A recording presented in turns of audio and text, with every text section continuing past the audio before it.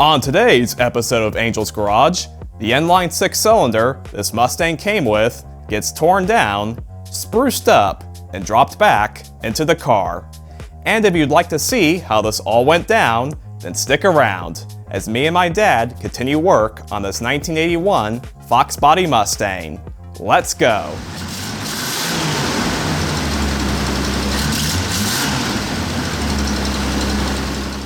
Unlike many of the projects that have came into our possession over the years, this car was a rare exception in that we actually bought it in running and driving condition. And really the engine was probably the best part of the car, ignoring all the oil it leaked out. It started right up and ran smooth as butter. We would soon discover why this was the case. But for now, we would start this rebuild by mounting the engine onto an engine stand.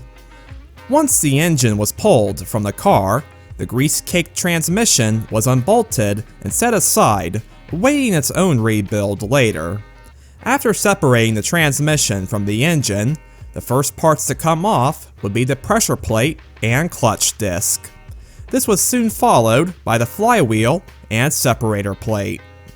With the back of the engine clear now, the engine stand adapter was bolted right up. The engine was then lifted back up into the air, and the adapter was slid into the stand. Getting a good look at things now, it became apparent that this engine would need a lot of TLC to look its best again. We also found something else quite interesting on the side of the engine. Adhered to the driver's side of the block was a rebuild tag from AC Delco, indicating this engine went through a serious overhaul at some point in its past, which included boring the cylinders 30 thousandths over and turning the crankshaft down 10 thousandths on the main bearing journals and rod journals. This certainly explained why this old engine ran so good. It was practically brand new on the inside. The nice thing about this is this meant we could comfortably leave the pistons and crankshaft assembled because they were already done. We would still need to take the engine apart though to replace all the gaskets and to take the head to a machine shop where it could be checked out. Armed now with this new information, we pressed on with the engine disassembly. Ford made quite a unique exhaust pipe for this engine. I don't know why they felt the need to make it the size of a coffee can by the manifold, but regardless, this pipe was removed and discarded. Things sadly would only get worse from here. Next up was the famous loop-de-loop EGR tube. Despite using a wrench with a pipe on it, this thing was not wanting to budge. We then heated up the fitting with some MAP gas, which amazingly did nothing. Heat usually helps free up old seized hardware, but this thing was not having it. Eventually the fitting did turn, along with the rest of the pipe. At this point, we gave up and whacked the pipe off with a sawzall. Not like we were going to reuse it anyways. It was time now to pull off the exhaust manifold. After sufficiently heating all the nuts and bolts up, the fasteners were removed with varying degrees of success. Some of the bolt heads snapped off, and one nut decided to round out. My dad resorted to using a hacksaw and Dremel to cut the nut. Then using a hammer and chisel, the nut was eventually broken off from the stud. Mercifully, once the nut was removed, the remaining bolts came out with no problems, and the manifold was removed from the engine. With the passenger side of the engine clear of all of its exhaust components now, the block was cleaned up real quick with a wire wheel, then work moved over to the driver's side. The spark plugs were removed, followed by the distributor, and then the fuel pump. Going to the top of the engine, the single barrel carburetor was removed, then moving to the front, the water pump and the thermostat housing were pulled off. Now that the engine was clear of all of its smaller components, our attention now shifted to getting the head off. Starting us out was pulling off the leaky valve cover.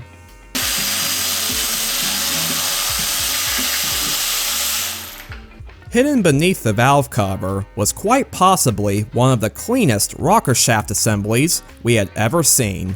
Not a lick of sludge to be found. The rocker assembly was then removed, freeing up the push rods. My dad carefully removed each push rod from the engine and kept them in order using a box with some holes in it. The head bolts were then removed, and just like that, this head was ready to come off. The head was carefully removed from the engine, giving us our first view of the pistons and the valves.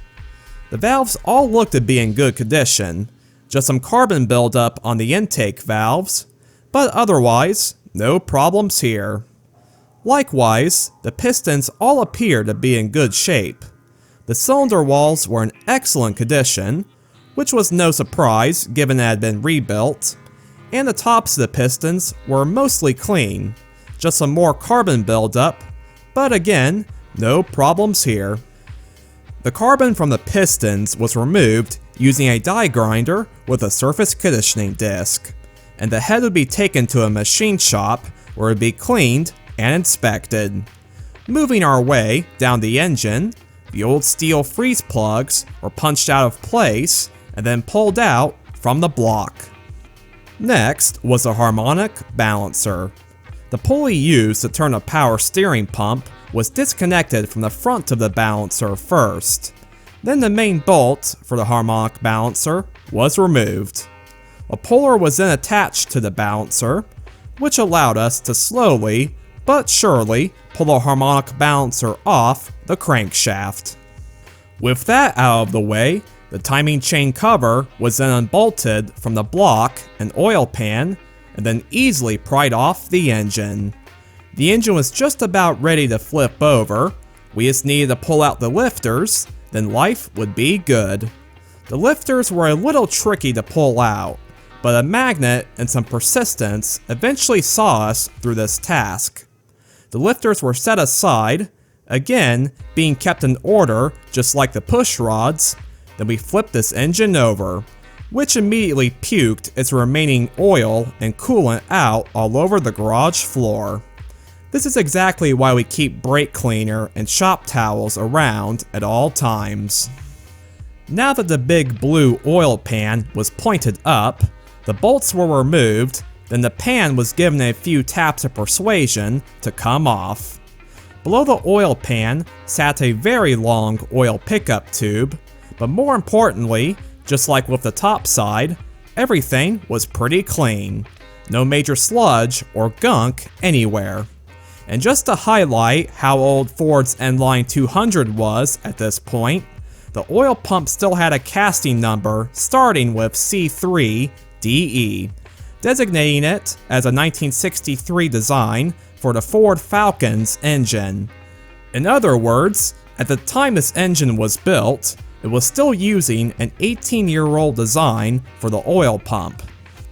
With the engine taken down as far as we needed to go, the block, timing chain cover, and oil pan were all stripped down to bare steel and temporarily put back together to be painted. At this point, I stepped out from behind the camera and actually did some work. I sprayed these freshly cleaned surfaces with 2 coats of Tamco epoxy primer, which will protect this engine from rust for decades to come. Once dry, some Ford Blue Duplicolor engine paint was sprayed on, making this engine look better than the day it left the factory. Meanwhile, all the small parts were hung up and coated with epoxy primer and then given 2 coats of black single stage, leaving just the head and the valve cover to be painted. A few days later, the head came back from the machine shop with a clean bill of health and was prepped for paint. Likewise, the valve cover was stripped down and prepped for paint, and also received a modification in the process. There was a bracket welded onto the valve cover that looked, well, a little stupid. It had been used to support the hoses for the smog pump, which we had gotten rid of. So, with no purpose anymore, my dad cut the bracket off and patched things up, making it look like a normal valve cover again.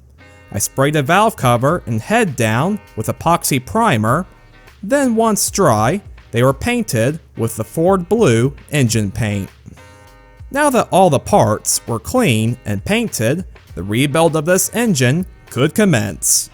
The first part to be replaced would be the oil pump. This necessitated pulling the oil pickup tube, which wasn't going to give up without a fight. After the tube was finally broken free, the old oil pump was loosened up and freed from the engine, along with the oil pump drive shaft. With the oil pump and pickup tube out of the way, it became abundantly clear just how short this engine really was. Of course, I guess everything can't be as big as my Thunderbird's 390. Anyways, a brand new oil pump was soon installed into the engine along with the oil pickup tube. The fasteners were torqued down, then work shifted over to the timing chain cover. A new seal was pressed into the cover, then the cover and a new gasket were fastened onto the engine.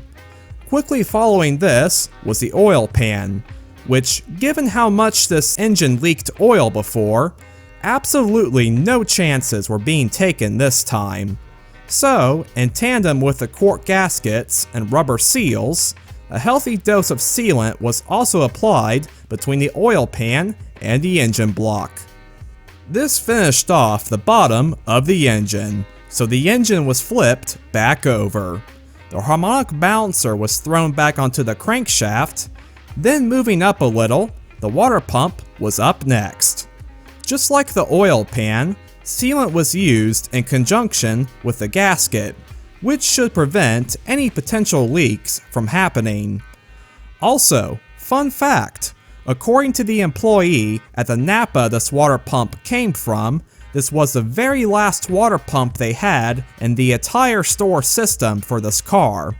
So, if you have a Fox body with a straight 6 and don't know why you can't get a water pump at Napa, now you know. On the side of the block, sealant was applied inside the freeze plug holes in preparation for new freeze plugs. Once all the sealant was applied, some new brass freeze plugs were hammered into place. Not only do these brass plugs look better than the original steel ones, they also won't corrode either.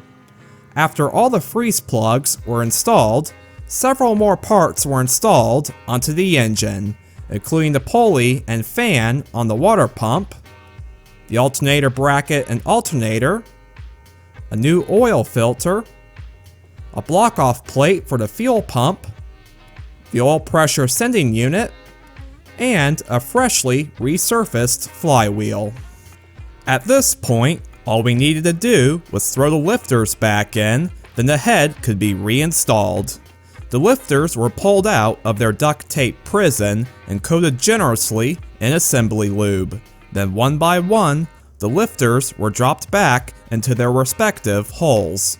A new head gasket was then placed on top of the engine, meaning we were ready for that freshly repainted head. The head was flipped over and the bottom was given a final clean using solvent wipes to ensure it was totally clean and free of debris. The head was then taken over to the engine and carefully lowered down on top of the head gasket. Some new ARP head bolts were driven into place, then all the bolts were slowly and in sequence torqued down to 55 foot-pounds, then 65 foot-pounds, and finally 75 foot-pounds. With its head now, the rest of the top end was now ready to go back together. First, the push rods were pulled from their cardboard home, and just like the lifters, they were lubed up with engine assembly lube and were dropped one by one back into the engine. The rocker shaft assembly was reinstalled on top of these push rods and carefully tightened down. After the rocker shaft assembly was seated, the bolts were torqued down, which completed all the internal engine work. Some oil was poured all over the freshly assembled engine, then we worked on sealing it up. The valve cover was by far the biggest culprit when it came to the engine leaking oil before, so this time we were going to make sure it was sealed. A layer of sealant was laid down, followed by the cork gasket, then finally another layer of sealant.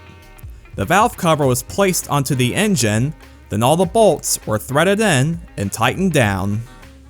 Before the valve cover had been installed, my dad had taken some time with a paintbrush and some red paint and enhanced the valve cover. This, coupled with all the fresh paint everywhere, meant this engine was looking great now.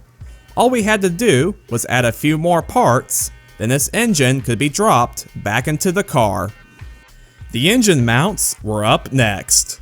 The brackets were bolted back up to the engine block, then the old rubber mounts were removed and replaced with some brand new rubber mounts.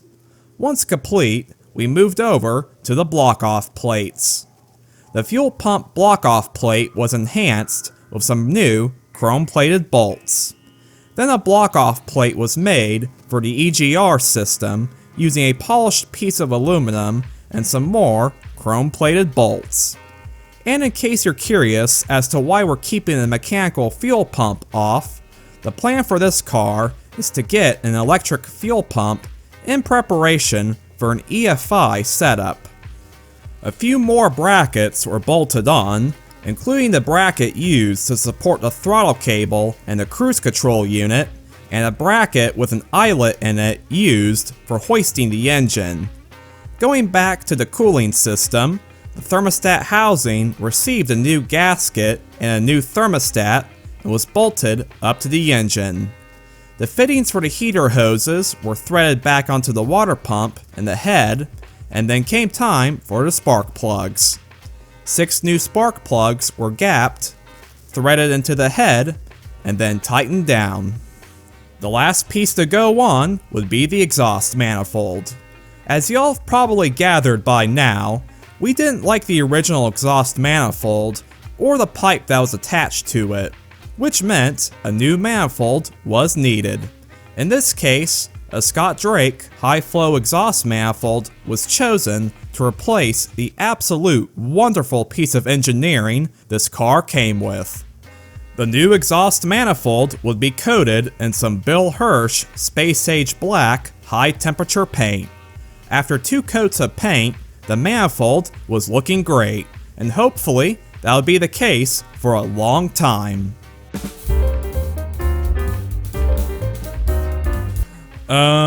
Yeah, about that. Now there's 2 reasons I believe why this rusted up quite a bit. First is that the engine never ran, therefore the paint was never exposed to the temperature it needed to fully cure.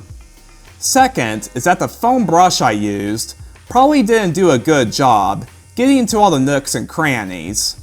So yeah, this will need to be fixed later. We'll probably use a spray can next time, just to make sure the whole surface gets good coverage. But anyways, moving on. In order to mount the engine back into the car, the K-member would also need to be reinstalled, as that's the part the engine actually connects to. The K-member was painted with some PPG Calypso Green single stage, then the nut plates for the K-member were slid back into the frame of the car. Then using some teamwork, the K-member was lifted up and bolted back into the car. With a place for the engine to mount to now, we connected a chain to the engine, raised the engine up using a shop crane, disconnected the engine stand from the engine, and then carefully lowered the engine back into the car. Of course the jack stands had to be in the way of the shop crane, so those had to be moved real quick. But otherwise, this engine had no problems going back in. The nuts for the engine mounts were tightened up, the crane was pulled away, then the chain and towel were removed from the engine. And that was it. This engine was back together and back in the car. Compared to what we started with, I think it's safe to say this engine came out looking great. As long as it runs as good as it did before, we'll be in good shape. In the next video of the Mustang series, the shell of this car will receive some serious paint and body work, which involved lots of cutting, welding, and trips to pick and pull. Thank you all so much for watching. Hope you all enjoyed the video, and we'll see y'all next time.